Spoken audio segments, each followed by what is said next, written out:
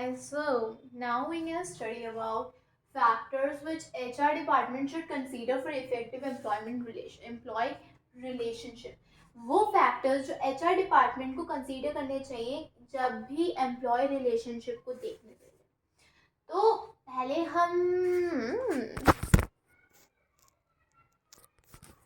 yes hi okay so हमें पहले ना ऑब्जेक्टिव आइडेंटिफाई करना चाहिए. क्या ऑब्जेक्टिव है आपकी एम्प्लॉय रिलेशनशिप मैनेजमेंट का, कि मेनली आपका ऑब्जेक्टिव क्या रहता है कि आपका ऑर्गेनाइजेशनल गोल कंप्लीट हो. तो आपको ऑब्जेक्टिव देखना चाहिए क्या ऑब्जेक्टिव है.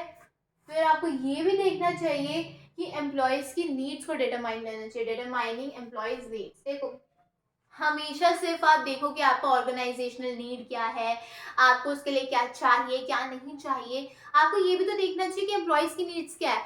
एम्प्लॉय जो है, जो एक पर्सन है ना, उसकी नीड ना यूनिफॉर्म नहीं रहती है, उसकी नीड बदलती रहती है.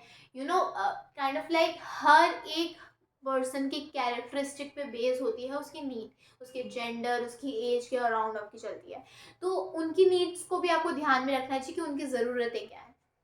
Balancing work and life.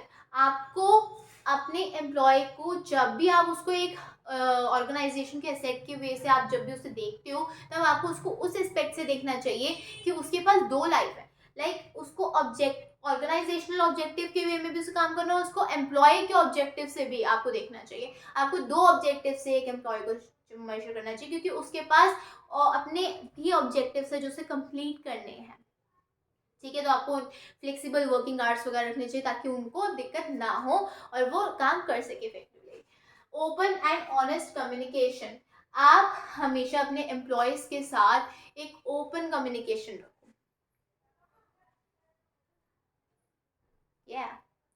आप अपने एम्प्लॉयज़ के साथ ओपन कम्युनिकेशन रखो, बिल्कुल ऑनेस्ट कम्युनिकेशन रखो. उनसे पूछिए ताकि उनके अंदर भी कोई डिससेटिस्फैक्शन नहीं रहेगी. टर्नओवर्स के चांसेस कम होंगे, वो लोग सेटिस्फाई रहेंगे. उनको जो भी दिक्कतें आ रही हैं काम में, वो आपको बता सके कि हाँ ये इशू है जो मेरे वर्क को इफेक्ट कर रहा है, मुझे इसके लिए सोल्यूशन चाहिए. वो आपसे कम्युनिकेशन करेगा, ओपन कम्युनिकेशन करेगा, तभी तो पता चलेगा. तो एचआर डिपार्टमेंट को ये भी देखना चाहिए. और डिटरमाइनिंग एम्प्लॉयज नीड्स में भी ये भी था कि भाई अगर आपको अपने एम्प्लॉयज़ की नीड्स को चेक करना है, आप डायरेक्टली भी देख सकते हो, उनसे 1-to-1 कन्वर्सेशन करिए. उससे पता आपको चलेगा कि भाई क्या उनकी नीड्स हैं. नहीं, आप सर्विस करा सकते हो, उससे भी आपको पता चलेगा क्या इंडिकेट हो रही है उनकी नीड्स, क्या इंडिकेट हो रही है. और फॉर्मल कम्युनिकेशन में आप जैसे उनसे मीटिंग्स कर सकते हो, उससे भी पता चलेगा क्या नीड्स है एम्प्लॉयज़ की, एम्प्लॉय को क्या चाहिए. उनकी नीड्स पूरी होंगी तो काम बहुत इफेक्टिव चलेगा. तो ये कुछ फैक्टर्स हैं जो एचआर डिपार्टमेंट को कंसीडर करने चाहिए एम्प्लॉय रिलेशनशिप के अंदर. ऑब्जेक्टिव होना चाहिए, उनकी नीड्स पता होनी चाहिए, वर्किंग जो है वो बैलेंस होनी चाहिए. आपको ये पता होना चाहिए कि उनकी जो वर्किंग लाइफ है वो बैलेंस्ड है, उनकी नीड्स वगैरह पूरी हैं. ठीक है, बैलेंसिंग वर्क एंड लाइफ, उनकी वर्क और लाइफ बिल्कुल सही चले. ओपन एंड ऑनेस्ट कम्युनिकेशन बिल्कुल ऑनेस्ट होनी चाहिए, जिससे आपको पता चल सके उनको भी सेटिस्फैक्शन है और काम अच्छा रहे. बेसिकली आपको अपने एम्प्लॉयज को भी सेटिस्फाई करना चाहिए. भाई उनकी भी लाइफ है, उनकी भी वो है, आपको उनसे पूछना चाहिए आपको कहाँ दिक्कत आ रही है. कोई दिक्कत आ रही है, वो भी काम कर रहे हैं, मे बी उनको कोई प्रॉब्लम हो सकती है. You should go ask them, you should reach out to them, is there any problem, can I help this. तब आपका भी, क्योंकि आप उनको सेटिस्फाई रखेंगे, आपकी फर्म सेटिस्फाई रहेगी. बेसिकली इन सब चीज़ों से आपका जो ऑर्गेनाइजेशनल गोल है वो कंप्लीट होगा.